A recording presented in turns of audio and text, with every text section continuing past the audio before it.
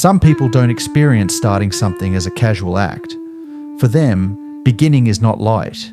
It is not flexible. It is not something they can easily step away from. Once something begins, it stays open inside them. Even when nothing is happening on the outside, something continues on the inside.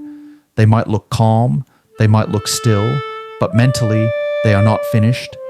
And that unfinished state creates a pressure that is hard to explain. Not loud, not dramatic, just constant. While other people can pause and return later, these individuals carry the task with them, into conversations, into quiet moments, into rest. The work doesn't stay on the desk, it follows them.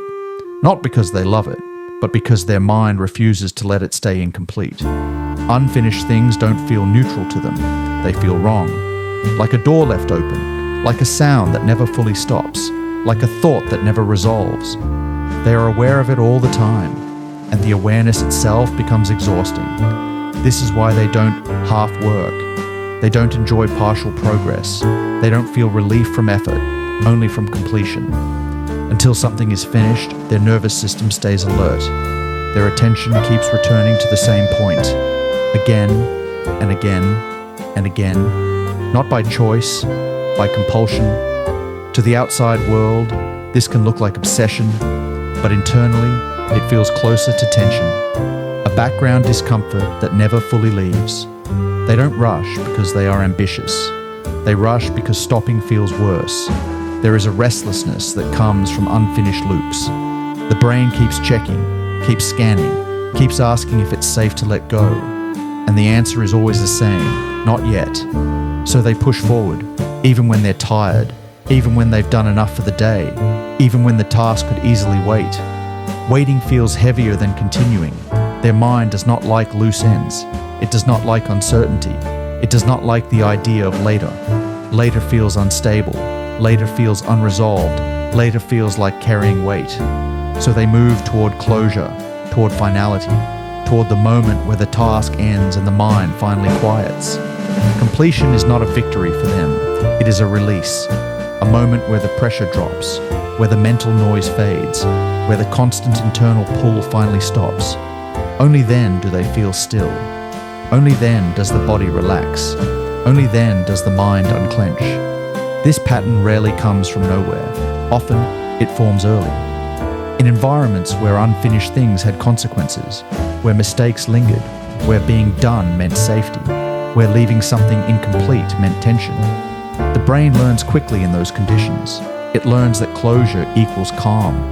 And so it builds a rule. Nothing is safe until it's finished. That rule stays. Even when the environment changes, even when the pressure is no longer external.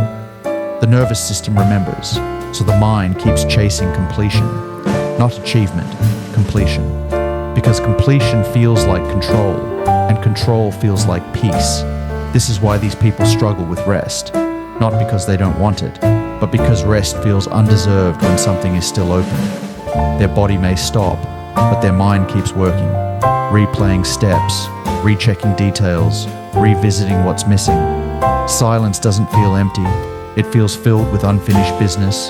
They may try to distract themselves, but the thought returns. They may try to relax, but the tension stays because the task hasn't closed yet. And until it does, the system remains alert. This creates a strange relationship with effort. They don't always enjoy the process. They don't always feel motivated, but they feel driven. Pulled forward by the need to resolve, the need to end the loop, the need to silence the mind. To others, this looks like discipline. To them, it feels like necessity. They are not chasing success, they are chasing relief. And when it's finally done, the change is immediate. The body softens, the breath slows, the mind clears.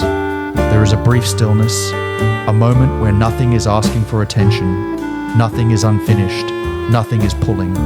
That moment feels rare and precious because it doesn't last long. Soon, something else begins, and the cycle starts again, not because they chose it, but because their mind was built this way.